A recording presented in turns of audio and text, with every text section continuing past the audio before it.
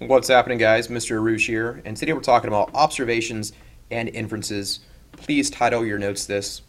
If you think back to the first set of notes that we took, it was over the scientific method. And step number one of the scientific method is to make an observation.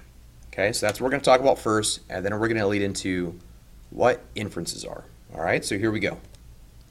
Number one, observations gather information using one of our five senses. So we're going to see, taste, hear, smell, or touch something, and we're going to use those senses to gather information from our environment, okay?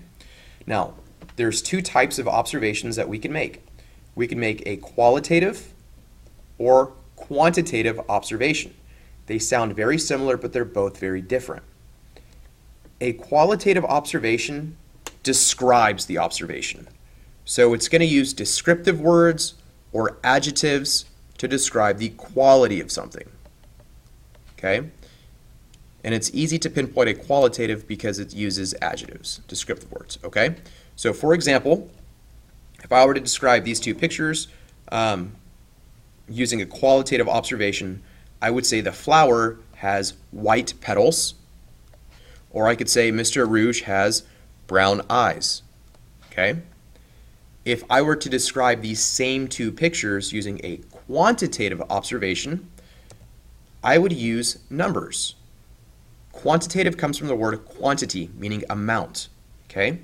So how can I measure these two pictures? Well, I could say the flower has 5 petals, 1, 2, 3, 4, 5. Or I could say Mr. Rouge has 2 eyes. So it's easy to identify a quantitative observation because I look for numbers, okay? And this does have a pencil in the upper corner, so please put this on pause and take note of everything on this slide. You don't have to draw the pictures, but please make sure you highlight and box in all the words and it's in the same outline form, okay?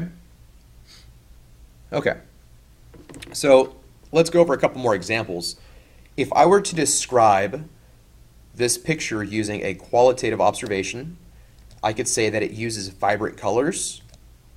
I could say that it's a painting of plants, or that it's oil-based paint. Now, if I were to use quantitative observations, I would say that it's 10 by 14, it weighs 5.5 pounds, or it costs about $250. Okay?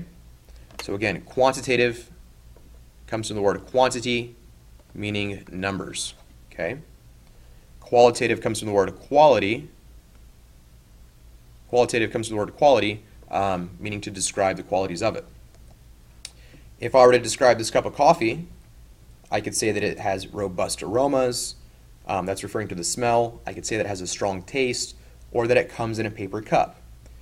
Using a quantitative observation, I could say that it's 12 ounces, costs $2.95, or is about 150 degrees Fahrenheit when it's served. Okay? Now, what about an inference? When do we use inferences? Inferences use logic to explain the observation. So they're based on our past experiences and our prior knowledge. Since they're based on past experiences, it's often inferences can change when we make new observations. Okay? But the key idea is inferences use logic to explain the observation. So let's go over some examples. Let's say I make the observation that the fire alarm is going off. What are some possible inferences? What are some possible reasons why the fire alarm is going off?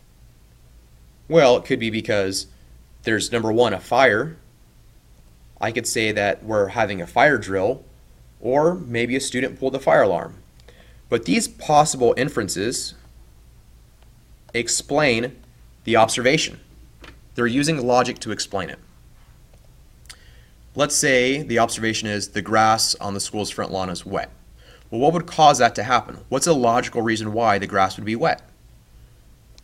Well, it could be it rained, maybe the sprinkler system was on, or maybe it's just natural dew from the morning prior. But these inferences are logic explaining the observation that we made. Okay? And again, observations use our senses Inferences use logic, okay? So let's say I see that a plant is wilted. What would explain why that plant is wilted? Well, maybe it hasn't been watered in a long time. What if I hear a rattling noise in my car?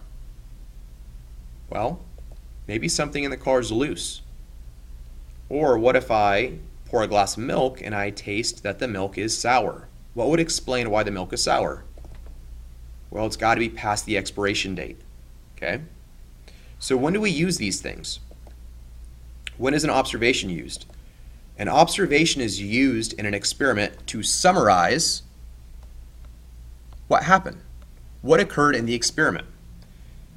Inferences are saved for the very end. They're saved for the conclusion. And the inference use logic to explain why it happened. Okay? So let's do a quick recap. Observations use senses to gather data. There's two types. There's qualitative, which describes, and there's quantitative, which measures. Observations are used to summarize what happened. Inferences are used for the conclusion and use logic to explain the observation. Okay? That's it for today, folks, and I'll catch you all next time. See ya.